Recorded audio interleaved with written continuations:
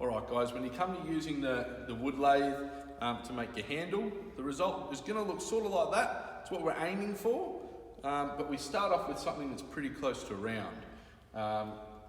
Mr. Sykes has gone and made those round for you, so a big thank you to him when you see him.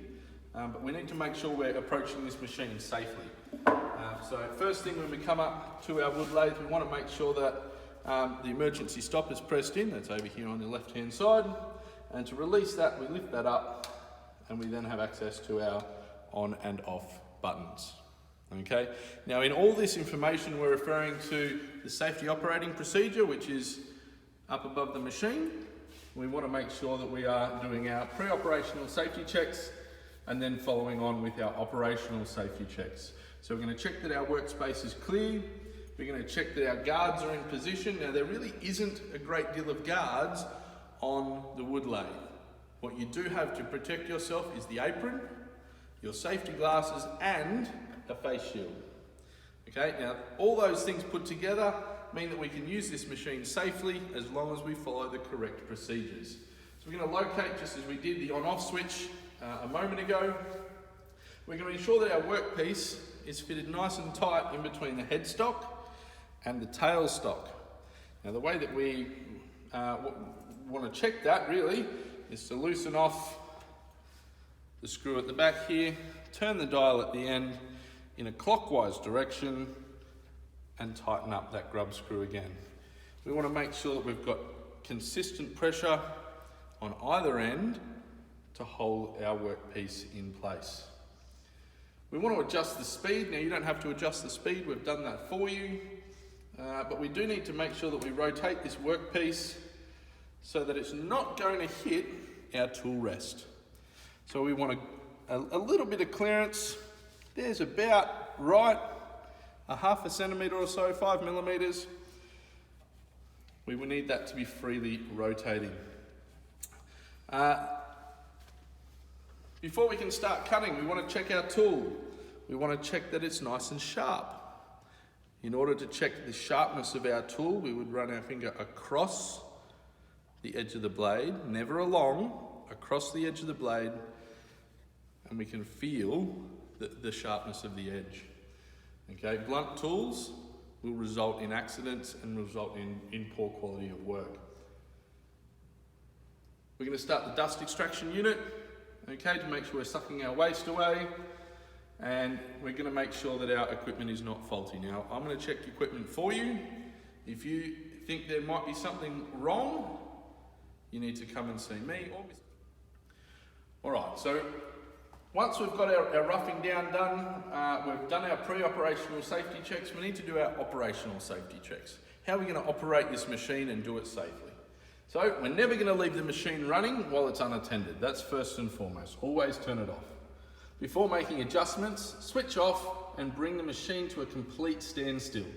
Okay, you're just going to have to stand there and wait for it to slow down and stop. Keep the tool rest adjusted nice and close to your work. If that becomes too far out, we can end up with our tool jumping up under our chin, and we don't want that. We want to adjust the speed as we need, and like we said before, you guys have no need to adjust the speed at all. We're going to stop the lathe and remove all tool rests before we do any sanding and any finishing on here. Okay, so to start off with, we're going to do some measuring. Now I'm going to mark out and measure while this machine is going. And we're going to do that very gently and carefully to make sure that we get this right. Our dimensions we can see on the plan at the back of the machine there. We have a total overall length of 149 millimetres.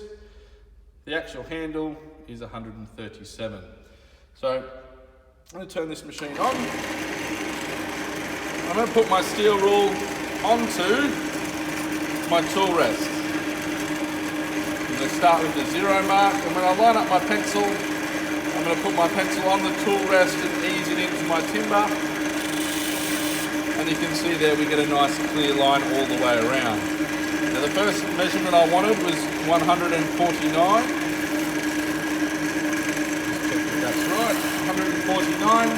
The second measurement was 137. So 137, I'm going to line that up and mark that in there. This is the overall size. Okay, we then grab our template, which we can all use. So we have our handle shaped template. There are a couple of other things that we can put in there. We want to put the middle of our handle curve. So I'm going to line this up just with our handle piece. Again, on the tool rest, ease my pencil in there. That's the middle of the curve. And out here is the outside of our dome. That's our marking out done. Now we need to start actually doing some shaping. So I'm going to start off with a paring tool. Our paring tool is used to cut straight into our round cylinder, giving us a nice, clean, accurate cut. So we're going to start with the ferrule end. We're going to ease this in. When we use any tool, we need to put our pointer finger under the lip of the tool rest. We want to rest our tool on the tool rest without touching our material, and then our thumb goes on top. And we pinch that together between our pointer finger and our thumb and hold it secure. At no time do we want to see someone putting the tool into the work without it being on the tool rest.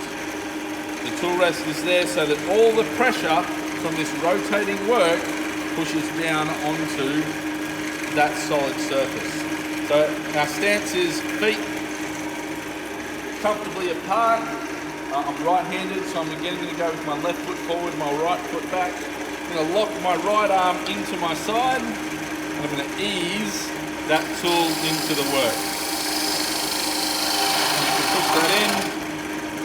I'm going to come across and do a few of these right across to our other line.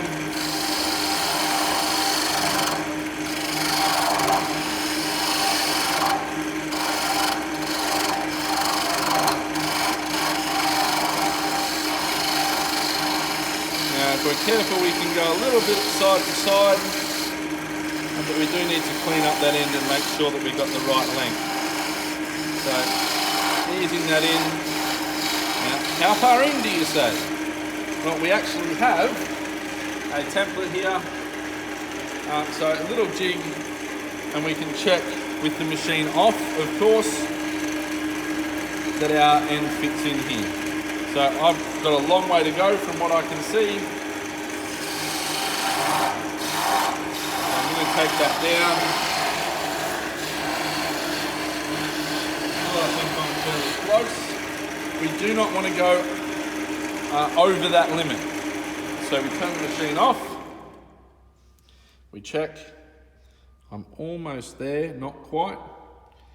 But I might leave it there now for our example. So if it's a bit of a tight fit, that's okay. We can always sand that end down.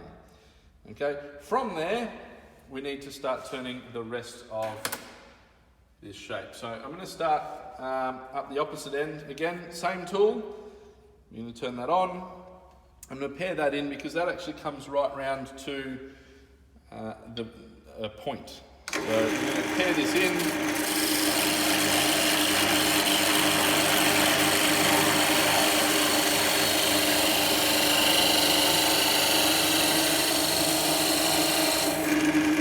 Probably do for now. We can then start to actually do the shaping. We might do a little bit more, make that a little bit wider. The width will help in not burning the material on the side of the cutting tool. So we'll cut that in a reasonable way before we then use our skew chisel to start doing that round. So this is the skew chisel. I'm going to lay that sideways. Again, every tool works or is held fairly well in the same manner. Fingers underneath, thumb on top. We're going to ease this in. And we're going to use this in a rotating sort of movement to remove material. Now, the more consistently we move this tool, the more accurately we end up with our rotation. So looking to round off that end. we can, holding that tool down firmly all the way through until we get to a point. Now we don't want to cut that point off because we still need it rotating on here because we're looking to try and make our whole handle all in one go.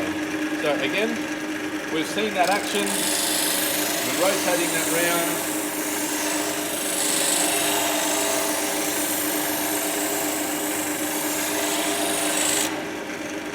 And that's how it's done. Now for that middle portion, we're going to come back to our original tool. Okay, remember we have the center of our circle, or our curve here.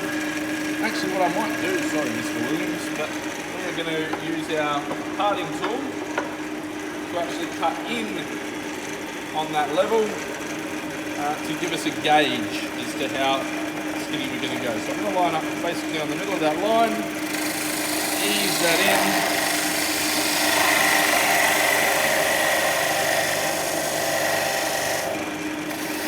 Cut a little bit to the side.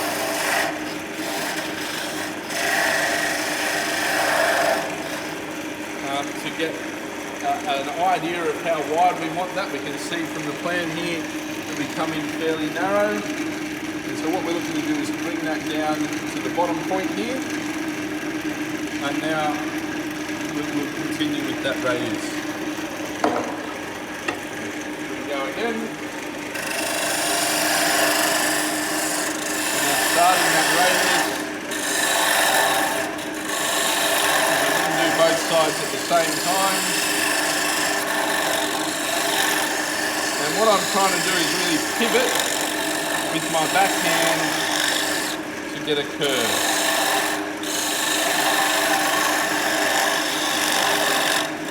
Now we want that to be nice and steady on the back end of our handle. The front end of our handle actually comes up a little bit steeper.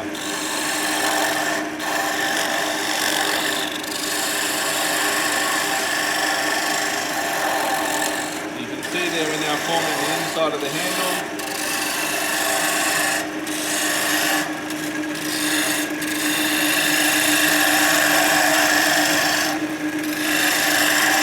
And we're starting to get that curve.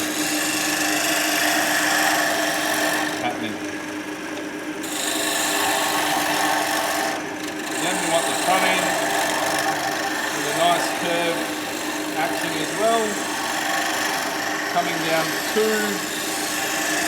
our line.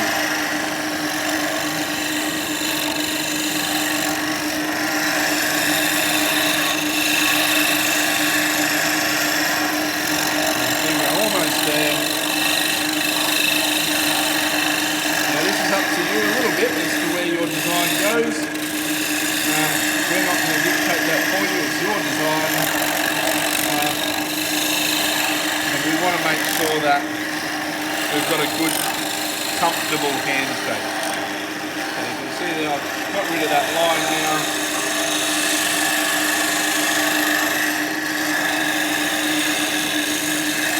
We're coming back up with that taper finishing very close to our line up here.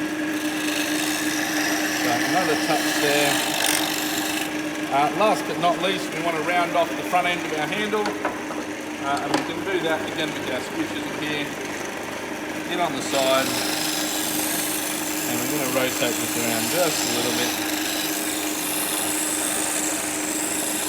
give us more of a comfortable sort of shape. Again, if we were to come back down the back, we want to cut this in. Now I'm actually going to change the stance here. I'm actually going to hold over the top of the tool and press down. Because the headstock's actually in the way for me here, I can't slide my hand along here. So instead I'm going to put my hand over the top of the tool, press down onto the tool rest, and that's going to allow me to make a far more accurate rotation.